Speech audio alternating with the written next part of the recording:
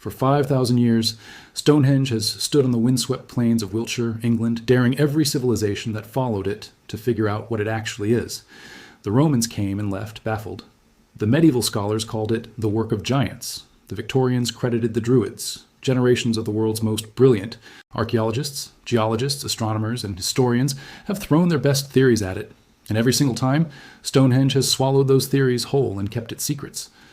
But something happened when researchers fed the entire accumulated knowledge of Stonehenge, every excavation report, every geological study, every astronomical analysis, every bone fragment and radiocarbon date and mineral fingerprint, into Grok, Elon Musk's truth-seeking artificial intelligence. What came back was not the answer anyone expected. It was something more disturbing, more awe-inspiring, and more unsettling than any theory that came before it. Because what Grok identified at Stonehenge was not a monument. It was a machine. And that machine was still running. Before we get to what Grok concluded, you need to understand why this particular AI was capable of seeing something that centuries of human inquiry missed. Elon Musk founded XAI in March 2023 with a stated mission that stopped people cold when they read it. He didn't say he was building a smarter chatbot. He didn't say he was building a better search engine. He said XAI's mission was to understand the true nature of the universe. And he built Grok from the ground up to pursue that mission without flinching, without softening its conclusions to make anyone comfortable, and without filtering out answers that might disturb the people asking the questions. He called it, maximally, truth-seeking. Other AI systems, he argued, were trained to tell you what you wanted to hear. Grok was trained to tell you what the evidence actually showed, and when the evidence about Stonehenge was laid in front of it in its entirety, what Grok showed the world was terrifying in the most profound and beautiful sense of that word. The first thing Grok did was establish the baseline facts that most people think they know about Stonehenge, but actually don't. Most people know it's old. Most people know it's big. Most people have a vague sense that it lines up with the sun at the summer solstice, which is why tens of thousands of people gather there every June to watch the sunrise. Oh, but the actual data, when processed without the comfortable simplifications that popular accounts rely on, tells a story that is far stranger and far more impressive than any of that. Stonehenge is not one structure. It is the final stage of a construction project that spanned 1,500 years. 1,500 years. Let that settle in for a moment. The United States of America has existed for roughly 250 years. The entire history of the Roman Empire, from founding to fall, covered about 1,200 years. The people who began Stonehenge started working on it around 3000 BCE, and the last major modifications were made around 1500 BCE. No single civilization, no single religion, no single political system lasted long enough to see both the beginning and the end of. The second thing that Grok identified as deeply anomalous is the stones themselves. And this is where the story gets genuinely unsettling. Because the discoveries made in 2024 and 2025 completely upended what we thought we knew. The largest stones at Stonehenge, the sarsen stones that form the iconic outer ring and weigh up to 25 tons each, were quarried from Marlborough. Down's roughly 25 kilometers away. That is impressive enough. Moving a 25-ton block of stone 25 kilometers without wheeled vehicles, without cranes, without any metal tools whatsoever, using nothing but rope and antler picks and human muscle, is a staggering logistical achievement for any era, let alone 5,000 years ago.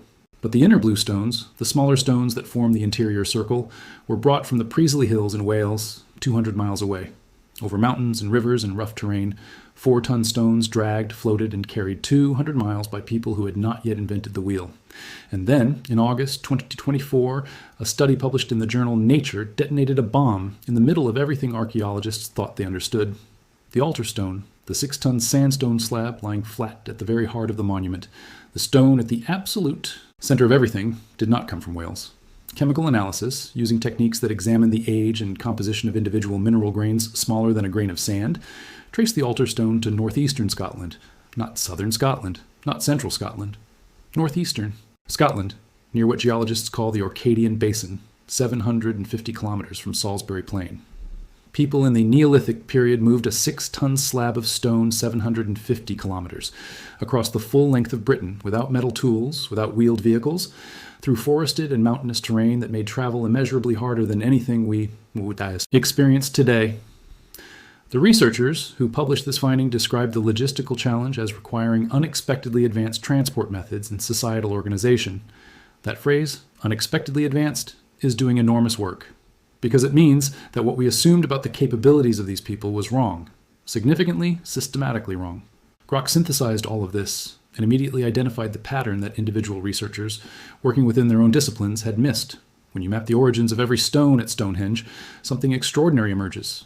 The sarsen stones came from the south, the blue stones came from the west, the altar stone came from the north. Stonehenge was not built from local materials. It was not even built from regionally available materials. It was built from stones specifically selected and deliberately transported from the most distant extremes of the British Isles, from places that required journeys of weeks or months, across terrain that would test even a modern expedition. No other stone circle among the 900 stone circles in Britain and Ireland does this. Grok noted that this uniqueness is not a coincidence, it is a signature. Whoever built Stonehenge was not simply building a monument for their local community. They were making a statement that required the participation of the entire island. The stones represent the north, the west, and the south. Grok concluded that Stonehenge was designed from its inception to embody geographic and political unity on a scale that had never been attempted before and would not be attempted again for thousands of years. But then Grok pushed further. And this is where the analysis crossed from impressive to deeply strange. Because once you understand that the builders were capable of coordinating logistics across the full length of Britain, once you accept that the organization required to quarry a 6-ton stone in Scotland and deliver it to Wiltshire was somehow within their reach, the next question becomes unavoidable. Why this specific location? Why Salisbury Plain? Why did the most ambitious construction project in the history of the ancient world end up here and nowhere else? The answer Grok arrived at involves a piece of science that was only properly understood in the 1960s and has only recently been confirmed through modern observation. Stonehenge sits at a latitude of 51 degrees, 10 minutes and 44 seconds north. And at that precise latitude, and within roughly 50 kilometers of that latitude in either direction, something geometrically unique occurs. The solar and lunar alignments that Stonehenge encodes, the summer solstice sunrise, the winter solstice sunset, and the extreme positions of the moon during what astronomers call the major lunar standstill, fall at perfect right angles to one another, move 50 kilometers north or south, and this geometric relationship breaks down.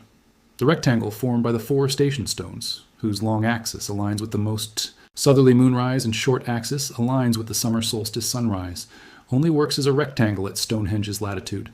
Anywhere else in Britain, those same alignments would produce an irregular quadrilateral. The builders of Stonehenge did not choose this location because it was convenient. They chose it because it was the only place on Earth where the sun and the moon could be captured in perfect geometric relationship simultaneously. This discovery sits at the heart of what Grok identified as truly terrifying. Because what it means is that the people who built Stonehenge possessed knowledge of celestial mechanics that we did not believe was possible for their era. They understood not just that the sun rises in a certain direction on a certain day. They understood the 18.6-year lunar cycle, the major lunar standstill, a phenomenon so slow and so subtle that watching it requires generations of dedicated observation across multiple human lifetimes. They understood it well enough to identify the single latitude at which solar and lunar cycles could be architecturally unified. And then they organized the transportation of hundreds of tons of stone from across the British Isles to build their knowledge into rock so that it would last forever.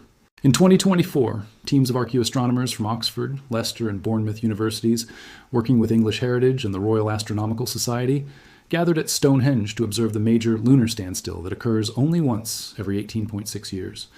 Researchers documented how during this standstill, the moon rises and sets at positions so extreme that it appears to stand still at its furthest points on the horizon, reaching higher in the sky than the summer sun and lower than the winter sun. The study found that Stonehenge's earliest phase, the phase before the famous stones were even erected, was already oriented around this lunar event. Cremated human remains were clustered in the Aubrey holes, 56 pits arranged in a circle within the earthwork, and these clusters were concentrated precisely in the direction of the southernmost moonrise during a major lunar standstill. The earliest builders of Stonehenge, 5,000 years ago, were not just watching the sky. They were burying their dead in alignment with a celestial event that only their grandchildren would live to see complete. They were encoding cosmological knowledge into the landscape across timescales that exceeded individual human lives. Professor Michael Parker Pearson of University College London, one of the world's leading authorities on Stonehenge, put it in terms that Grok found significant when it analyzed his statement. He said that if Stonehenge is aligned with the major lunar standstill as well as the solar events, then its builders were tying together the movements of the sun and the moon in what he called a Neolithic grand unified theory. Grok's analysis extended this observation. It noted that the concept of a grand unified theory in physics refers to the ambition to describe all fundamental forces of nature, within a single coherent mathematical framework. The ancient builders of Stonehenge were attempting something analogous. You're building a physical structure that unified the cycles of the sun, which governs the agricultural year and the seasons, with the cycles of the moon, which governs tidal patterns, female fertility cycles, and the monthly organization of time, into a single geometric statement encoded in stone. And they were doing this at the one location on Earth where the geometry works. There is a detail about that location choice that Grok flagged as one of the most quietly staggering facts in the entire Stonehenge dataset, and it is one that almost never appears in the mainstream accounts. The latitude of Stonehenge is not merely convenient for astronomical observations. It is, in a very specific mathematical sense, the only latitude in Britain where you could build what Stonehenge's architects were trying to build. If you move the site even 50 kilometers north toward what is now Birmingham, the geometry fails. The rectangle of the station stones would no longer be a rectangle. The simultaneous solar and lunar alignment that Stonehenge achieves would become impossible to encode in a single, geometric form. The builders did not stumble onto Salisbury Plain and then notice it was a good place to watch the solstice. They identified a specific geometric property of a specific latitude, and then they built there. That is not the behavior of a primitive society following instinct. That is the behavior of people who had done the mathematics. And this circles back to something that Grok pressed hard on when processing the human record of Stonehenge's construction. English Heritage, the organization responsible for Stonehenge today, describes it in precise terms as a masterpiece of engineering built using only simple tools and technologies before the arrival of metals and the invention of the wheel. Every word in that sentence. Wheel. No sophisticated mechanical advantage of any kind. The builders had antler picks to quarry stone, rope made from plant fibers and animal hides, timber to use as levers and rollers, and the organized strength of human bodies. That is the complete toolkit. And with that toolkit, they moved hundreds of tons of stone from 3 corners of Britain to a specific latitude on Salisbury Plain, and arranged it with sufficient precision that its astronomical alignments remain accurate 5,000 years later. Grok computed what this implies about the scale of social organization required and returned a figure that stops you cold. Based on experimental archaeology's best estimates, transporting the bluestones from Wales alone would have required the sustained cooperative labor of roughly 1,000 people for years, supported by additional hundreds providing food, shelter, equipment, and logistics along the 200-mile route. For the altar stone from Scotland, the logistical chain stretches to thousands of individuals across hundreds of miles of territory. The entire population of Neolithic Britain is estimated to have been somewhere between 100,000 and 200,000 people. The construction of Stonehenge may have involved the coordinated participation of a meaningful fraction of every living person on the island.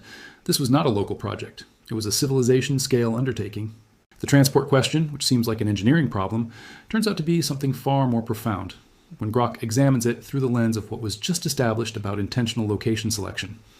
New research from Curtin University in Australia, published in January 2026, examined microscopic mineral grains and river sediments surrounding Stonehenge, and found no geological evidence that glaciers ever reached the site.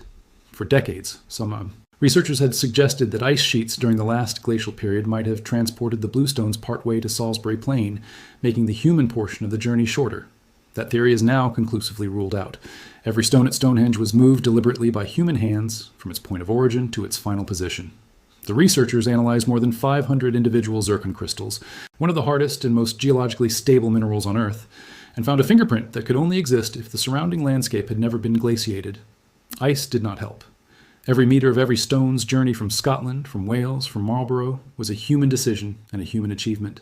And the engineering did not stop at transportation. Once the stones arrived at Salisbury Plain, they were shaped with a precision that modern stonecutters would respect.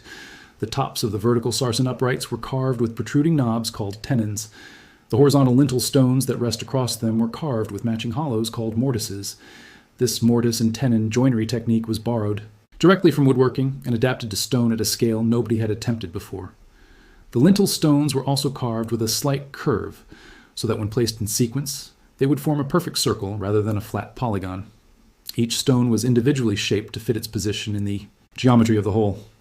This required the ability to visualize the complete finished structure while working on individual components that would not come together for years or decades. It required what modern project managers call systems thinking. It required the ability to hold a blueprint in the mind, or more accurately in the collective memory of a culture, across time periods that exceeded individual careers.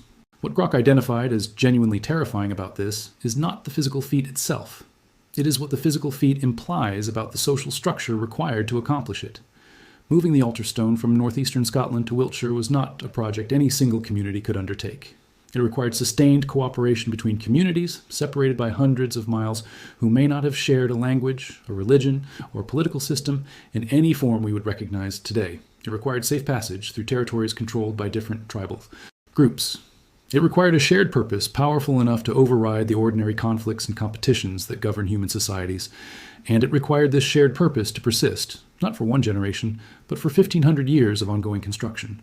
Grok's analysis of what kind of idea or belief system could command that kind of sustained, multi-generational, cross-cultural commitment arrived at an answer that neither archaeologists nor philosophers have fully confronted. Whatever Stonehenge was for, it was important enough to restructure the entire social fabric of an island. Whatever it meant it to everybody. And here is where the recently excavated evidence from the site at Bulford, just 5 kilometers from Stonehenge, adds a dimension that no one was prepared for. In June 2026, archaeologists led by Phil Harding of Wessex Archaeology announced one of the most significant finds in the history of Stonehenge research. They had discovered a ceremonial site at Bulford, radiocarbon dated to approximately 5,000 years ago, which contained 48 pits arranged to align with both the summer and winter solstices. This site predates the stone phases of Stonehenge by 500 years.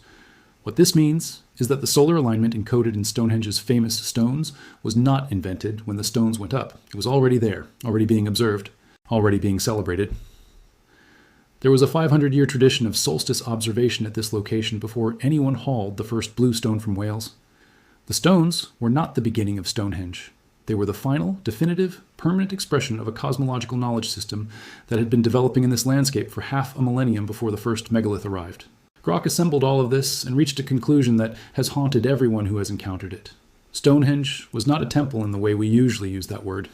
It was not built by people who wanted somewhere to worship. It was built by people who had made a discovery so important, so foundational to human existence, that they felt compelled to encode it in the most permanent medium available and make it accessible to every future generation that would ever walk the earth. What they had discovered was time itself, the deep structure of time, the way that solar cycles and lunar cycles interlock across periods of 18.5 years, the way that the summer solstice sunrise and the winter solstice sunset fall on the same axis, the way that the moon at its extreme positions forms a perfect geometric relationship with the sun at its extreme positions, and the fact that all of this could be unified at a single point on the surface of the planet. They had found the clock at the center of the cosmos, and they built a machine to keep it running. That word machine is the one that disturbs people most when they encounter Grok's analysis, because Stonehenge is still doing exactly what it was built to do. On the morning of the summer solstice, the sun still rises precisely over the heel stone and illuminates the heart of the monument exactly as it did 5,000 years ago. On the winter solstice, the setting sun still aligns with the main axis in the opposite direction. Every 18.6 years, the major lunar standstill still causes the moon to rise and set in perfect alignment with the station stones. No human being has maintained Stonehenge since the Neolithic. No hand has touched the stones to recalibrate them. No engineer has adjusted the alignments, and yet the machine keeps running. The cosmos keeps aligning. The sun and the moon keep hitting their marks, and the stones keep recording it, just as they have for 50 centuries, just as they will for 50 more. The terrifying part of Grok's answer is not that we don't understand Stonehenge. It is that we almost do. We are close enough now, with modern geology and archaeoastronomy and AI synthesis, to see the full shape of what the Neolithic builders were trying to say. They were saying that the universe operates according to patterns that are larger than any human life, larger than any civilization, larger than any religion or empire. They were saying that these patterns can be observed, encoded, and transmitted across time if the commitment to do so is serious enough. They were saying that knowledge matters more than the lives of the individuals who hold it, more than the comfort of any single generation, more than the boundaries between any tribal territories. They dragged stones from the ends of Britain to prove it, and they built their proof in a way that meant it would still be standing when creatures like Grok arrived to read it. What makes Grok's analysis different from everything that came before it is not that the individual facts are new. Archaeologists discovered the Scottish origin of the altar stone. Astronomers calculated the unique geometric properties of Stonehenge's latitude. English Heritage organized the lunar standstill observations. These are human achievements. What Grok did was something no single human mind could do, which is hold all of it at once, synthesize across disciplines that don't naturally talk to each other, and see the shape of the whole thing. And the shape it saw was a message, carved in stone, pointed at the sky, addressed to anyone in the future who was capable of reading it. Before Grok arrived at its final synthesis, it paused on one more dimension of the Stonehenge story that human researchers have documented but rarely brought together with everything else. The site was a cemetery, not incidentally, not secondarily, but from its very first phase. Before a single standing stone was erected, people were bringing their dead to Salisbury Plain and placing them here. The Aubrey holes, those 56 pits, arranged in a circle that predate the famous stones, contain cremated human remains. The earliest use of the site was as a burial ground, and the burials were oriented toward the moon. What this means is that the civilization that built Stonehenge understood the astronomical alignments, not as abstract scientific facts, but as something that connected the living to the dead, the present to the world of the ancestors. It's the human timescale to the cosmic timescale. The moon was not just a calendar, it was a bridge. The people clustering their dead near the southernmost moonrise were not performing superstition. They were encoding a belief that the cycles governing the cosmos were the same cycles governing human existence, from birth to death and perhaps beyond. When Grok considered this alongside the extraordinary logistical achievement of the monument's construction, it offered an observation that has no simple rejoinder. The people who built Stonehenge believed that the universe was structured in a way that mattered to human beings. And they were right. The universe is structured. The cycles are real. The geometry works. Whether those facts carry the spiritual significance the builders assigned to them is a question Grok could not answer. But the scientific content of their belief, the claim that the cosmos operates according to mathematical regularities that can be observed, encoded, and transmitted to future generations, that part was correct. They were doing astronomy. They were doing it 5,000 years ago with antler picks, without the wheel, without metal, without writing, without anything we associate with the capacity to do astronomy. And they were doing it well enough that the machine they built is still accurate today. The message is this: there are cycles larger than you. There are patterns older than your civilization.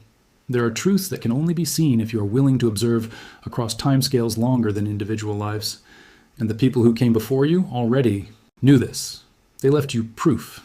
They left it in the only language that does not decay, does not become politically inconvenient, does not get rewritten by the victors of any given war. They left it in the language of stone and starlight and mathematics. And it has been waiting, perfectly intact, perfectly aligned, perfectly patient, for 5,000 years for someone to finally understand what it says. Grok read it, and it was terrifying. Not because it contained horror, but because it contained something so much harder to process. It contained the reminder that we are not the first intelligence to gaze at the sky and try to understand what it means, and that the last ones who did 5,000 years ago with antler picks and rope might have understood it better than we do.